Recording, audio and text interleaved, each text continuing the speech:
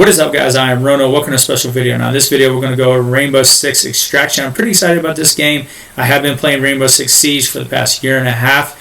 Still pretty new to the game, but I am enjoying it quite a bit. So I am excited about this next leap by Ubisoft. Ubisoft did put a $60 price tag on it, which when it came out a couple months ago with this information, it was not exciting at all. Now, I did watch this video earlier. I am excited about this video. I did watch a few people's first take on this video, and they missed a bunch of things that I wish they went over. So I'm going to go over those as we go along. If you do want to watch this without interruption, I do recommend watching Ubisoft's take on it. If not, let's go for the ride. Starting off with 18 operators. They're all from Rainbow Six Siege. 25 gadgets, 69 weapons, 3-person versus computer, so that's pretty interesting. Hey everyone, we are excited to give you a closer look at Rainbow Six Extraction. In this co-op PvE experience, I like the explosions. The Rainbow Nice Six operators right take there. on a new terror, the Archeans. I'm not a big fan of these Archeans. They look kind of generic in a lot of these scary video game kind of stuff. And that's not what Rainbow Six is about. I know a lot of people talk about Tom Clancy rolling in his grave. And you know what? Operators don't really face against aliens. I kind of wish that they stuck to the original with the squads. But let's go along and see if they do redeem themselves. Whether you go alone or in a squad of 3, no incursion is ever the same. Dynamic variables change every time you enter a map. Now, I do like the sprawl that kind of goes over everything that slows you down. You can shoot it. They talk about a laser here in a little bit. So I do find that unique that you do have a dynamic in a game that keeps moving, especially if you're in a tight situation where you're getting ambushed and you got this stuff going everywhere. It just adds that extra layer of excitement, in my opinion. I know I get caught in barbed wire in Rainbow Six. I get all frustrated. But it is fun when you do catch people off guard. So that does add a fun element, in my opinion. So you'll need strong team strategy and communication to make it out alive. I love how he busted through that wall like that. Rainbow Six Siege, the reason why I like it is because it is a very sweaty game. You do get pushed against the wall. Things explode around you. You do experience a lot of heart palpitations, and that's what I'm looking for in this game. So hopefully it does bring that element of surprise, that element of chaos, especially there's a lot of room for that. And I think Rainbow Six Siege did an excellent job of just a few events that you have where everything blows up around you, and you absolutely feel that, especially in clutch plays. So you choose from 18 elite operators. I do like it that they have 18 operators. I stopped at a kind of weird place. We see Alibi, Smoke, Pulse, Nomad, Lion, Jaeger, Vigil, Sledge, Capital, IQ, Gridlock, Habana, Tachanka, and then Rook, Fuse, Finka, Ella, and Doc. A lot of people complained because this is a copy and paste from Rainbow Six Siege.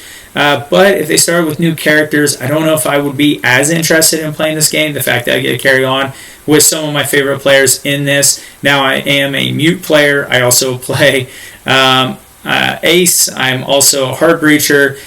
So I play Ace, and it's just one of those things that they're not in here. So hopefully they do add them later. It would be interesting to see how they would add them.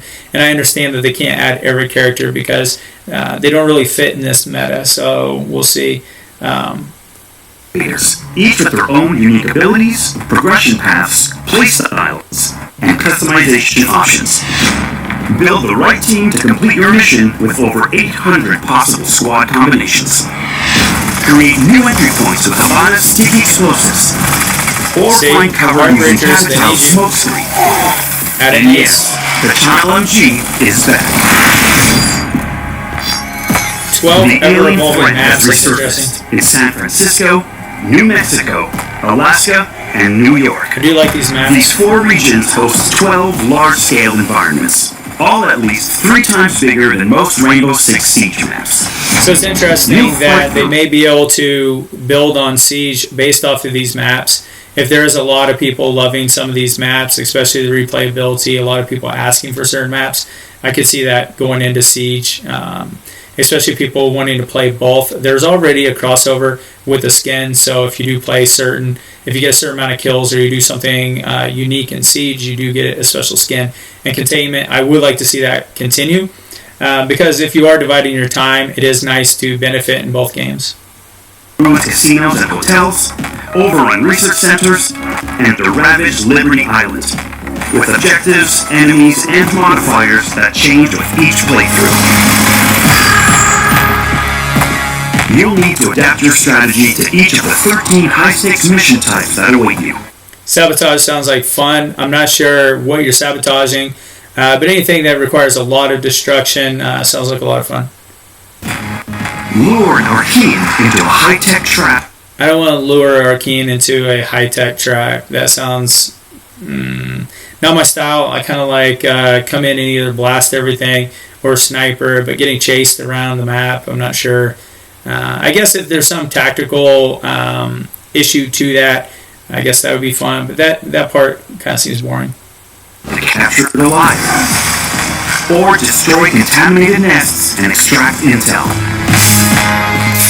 If an operator falls behind enemy lines and fails to extract, I mean, this one takes skill, shooting those, so I'm fine with that. Re-enter the containment zone and go all or nothing to earn back your fallen operator, along with all their valuable gear and upgrades. React Medical will take it from here. Now, I don't know if you're carrying that guy all over the map, but if you're carrying that guy all over the map, hopefully you can shoot with a handgun at least. Sort of like extract hostage.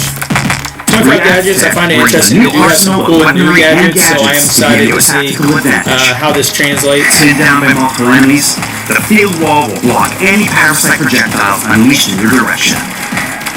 Being charged based on... Now, we didn't talk about this, but I do like that this is crossplay, so I know it's 3 versus a computer, but I do have a lot of friends that do not have a computer. They don't play on PC, so they do play on Xbox and PlayStation, so it would be nice to be able to talk to them and say, yeah, you can jump in. I know as a Siege player, I play computer, so I have a hard time finding other computer Siege friends, real-life friends that play.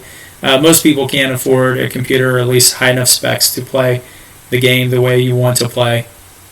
Glue grenade will temporarily slow down the parasite's movements. Glue grenade is lazy. I don't like glue grenade. It sounds terrible. Slow down movement. Racing to safety after a botched mission, the React Laser will destroy any black sprawl in your path. The React Laser, it makes a little bit more sense than shooting it with bullets and then like it kind of jumps away. That a laser would, I guess, black sprawl is just interesting anyways. But one of the things that I saw on a previous video, I don't see on this video, is where you actually use your gun to shoot off these pods that attach to your team. So it kind of shoots these little pods all over your team, and then you take an actual gun and you shoot them off. I kind of wish that they didn't have that. I mean, shooting it with this special laser makes more sense. I know, like when I play Rainbow Six Siege and I play with someone who plays Doc, and then they go into, so we're sitting there and we're getting shot at, and I'm on one side, he's on the other, and he chooses between does he shoot me with a healing gun or an actual gun. There is some friendly fire there, I guess, but it is unique that you have to use the right gun to heal. I like that a little bit more than actually using your weapon to take this thing off your fellow player. That doesn't seem realistic to me. Hopefully they do allow friendly fire. So I know friendly fire in Rainbow Six Siege is toxic. A lot of the toxicity is within your own team and not with the other team. So if you did have friendly fire, that would promote toxicity. But I do think someone paying $60 for a video game and then getting banned from that video game, that doesn't seem like they're going to do that as well. Maybe. I guess they can get it in other ways, but I do think that people would be less toxic in this, but I would like to see some friendly fire because I like to see some realistic situations. I don't want to see some unrealistic situations. So. With 25 different types of gadgets and over 65 custom-designed weapons. The 65 custom-designed weapons, I'm kind of worried about that. Are they just talking about different scopes and they're down that? Like 3 or 4 different scopes each so you can customize that? The environments, a variety of parasitic threats deliver challenging and so this big guy walking through, this guy is not what I'm looking for in a video game. I don't want bullet sponges. I want someone to be able to flick and save the team. I want someone to come in and headshot. Rainbow Six is a headshot game. It is not a bullet sponge game. So I don't want this game to be, you didn't buy the extra capacity magazine, so you ran out of ammo, so now you're running around this place like crazy looking for ammo.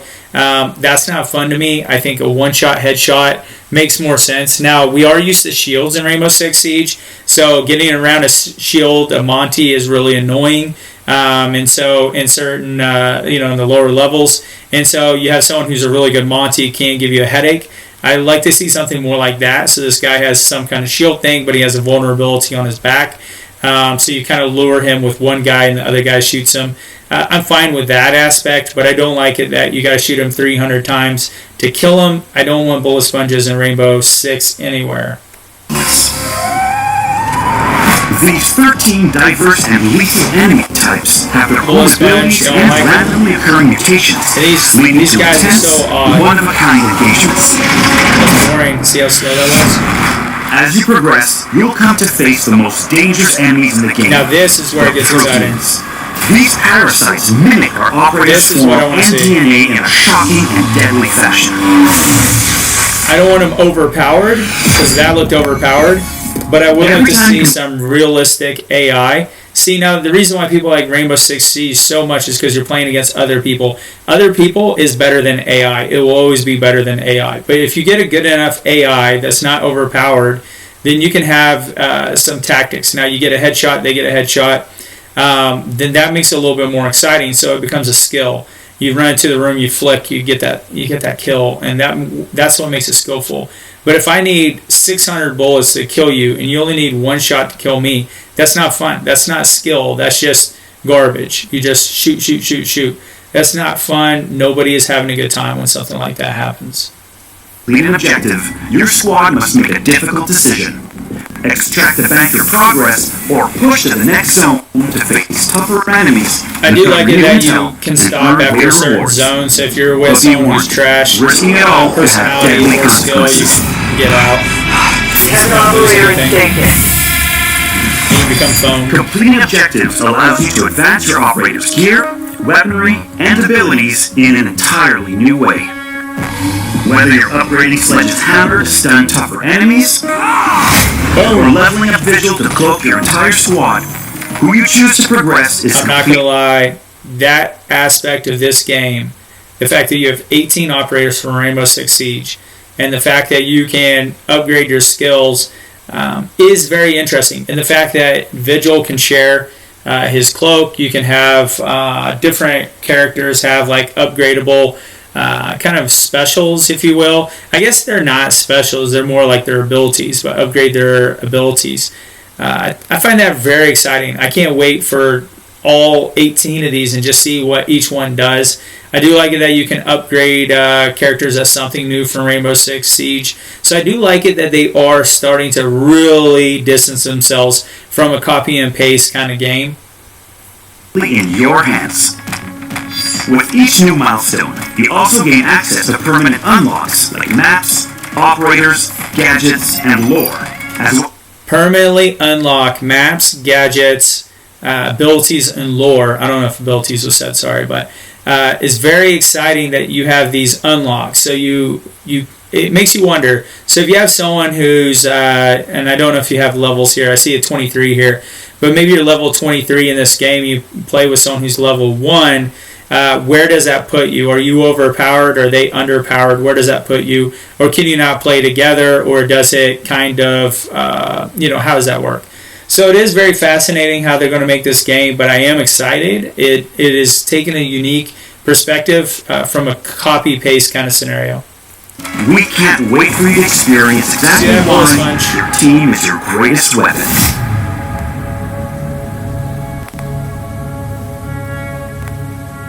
Alright, so that's pretty exciting. In my opinion, there's a couple things that is pros about this. I do like it that they are doing 3 versus a computer. That's okay, as long as they do it right. Keeping with the Rainbow Six, I know people are mad about the Tom Clancy part involving aliens. We're going to stay away from that. We're just going to talk about the Rainbow Six part. I don't play things because they say Tom Clancy. I don't know how many people. I've never read any of his stuff. I'm not interested in Tom Clancy. None of that excites me. You say Tom Clancy, throw in something. I'm not going to get excited. Tom Clancy bubblegum? No. Tom Clancy, whatever, t-shirt? Nope. I'm not going to wear it. Rainbow Six, I'm a little bit more interested. And Rainbow Six to me means headshots, sweaty situations, good teamwork kind of scenarios, that kind of situation. So hopefully they stick to that. And so far it looks like they are being interesting with that. Now I do like the crossplay. I do like it that any of my friends I can play with. I don't see anything that you can't play with, so I am excited about that because most of my friends do play on console. So I like to have some of my console friends play a game with me. Now, telling my console friend, "Hey, I need you to pay $60 for a game," introducing them to Rainbow Six that way, I'm not sure if it's a $60 game. I'll tell you right now, I don't think so right now. I like to see them keep progressing this. I think if they did maybe a $30 game, and I do know new games come out as $50 and $60, so that's not unusual. And I guess part of that is because we are used to a lot of cheap games with you pay for the subscriptions, you pay for certain things, which I'm fine with, as long as I like the game. So, but anyways, here we go, Rainbow Six Extraction. Just let me know what you guys think. Is this worth $60? Do you guys like the direction that this is going? Hopefully, we can keep some more videos coming out. I would like to have some Rainbow Six Extraction games and clips, and hopefully I'll have some Siege clips. If you guys are interested, let me know. Thanks, bye.